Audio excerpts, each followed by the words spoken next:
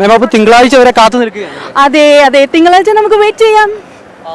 ഇതിന്റെ ഏറ്റവും പ്രധാനപ്പെട്ട പ്രശ്നം എന്ന് പറഞ്ഞത് സ്വകാര്യത സംബന്ധിച്ച് എന്തെങ്കിലും ആശങ്ക ഉള്ളതുകൊണ്ടാണ്, ആ മൊഴി പുറത്തു വരുമെന്ന് എന്തെങ്കിലും ആശങ്ക ഉള്ളതുകൊണ്ടാണ്. ആശങ്ക മീൻസ് ഞാൻ ഈ ഹിയറിംഗ് പോവില്ലല്ലോ.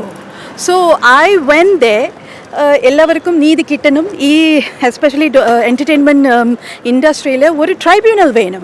ബിക്കോസ് സീരിയസ് ആണ് ഇൻസിഡൻസ് ആണ് നടക്കുന്നത്. It has to be there should be a full stop to it.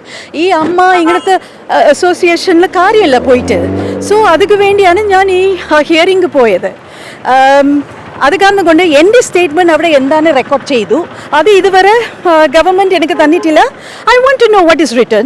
That is my legal fundamental. അത് ആ അവകാശത്തെ ഖനിക്കണമെന്നൊന്നും പറയുന്നില്ല, അത് അംഗീകരിക്കുന്നു. പക്ഷേ അത്തരത്തിലുള്ള എന്തെങ്കിലും കാര്യം ആ റിപ്പോർട്ടിൽ ഉണ്ടാകില്ല, സ്വകാര്യതയെ ബാധിക്കുന്ന ഒരു വിഷയവും ഉണ്ടാകില്ല, നിങ്ങളുടെ മൊഴി ഉണ്ടാകില്ല എന്ന് കൃത്യമായി പറയുന്നുണ്ട്. പിന്നെ എന്തിനാണ് നിങ്ങളുടെ ആശങ്ക? അതെല്ലാം എല്ലാവരും പറയുന്നു, പക്ഷേ അത് എനിക്ക് കാണണ്ടേ, കണ്ടിട്ട് പബ്ലിഷ് ചെയ്യാം. ആ റിപ്പോർട്ടും ഓക്കെ ഇങ്ങനെ സ്റ്റേറ്റ്മെന്റ് റെക്കോർഡ് ചെയ്തു, അതിനനുസരിച്ച് ഇങ്ങനെയാണ് റിപ്പോർട്ടിൽ വന്നിരിക്കുന്നു. What is the outcome of the report?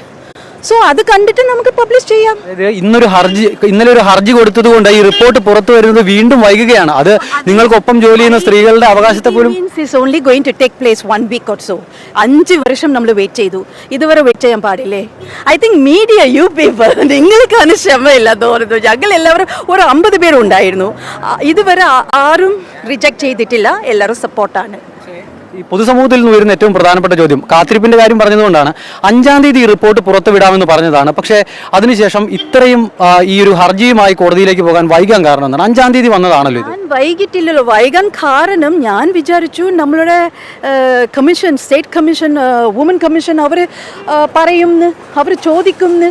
അവർ ചോദിച്ചില്ലല്ലോ. അപ്പോൾ അത് കാരണം കൊണ്ട് നിവൃത്തിയില്ലാതെയാണ് ഞാൻ ലാസ്റ്റ് മിനിറ്റ് പോയത്.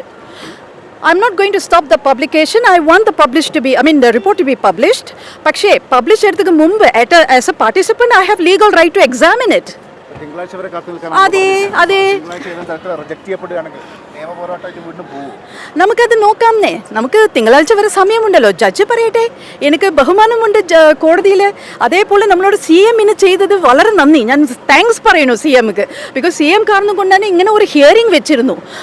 ഐ തിങ്ക് ഇന്ത്യയിൽ ദ ഫസ്റ്റ് ടൈം ആണ് വുമനക്ക് വേണ്ടി ഇങ്ങനെ ഒരു ഹിയറിംഗ് വെച്ച് ഇങ്ങനെ ഒരു കമ്മിറ്റി വെക്കണമെന്ന് മുമ്പോട്ട് വന്ന CMക്ക് ഞാൻ നന്ദി പറയുന്നു. അതേപോലെ ഇന്ന് അങ്ങേരെ എൻ്റെ ഹിയറിംഗ് വേണ്ടി വെയിറ്റ് ചെയ്തതിൽ വളരെ നന്ദിയുണ്ട് എനിക്ക്. Thank you.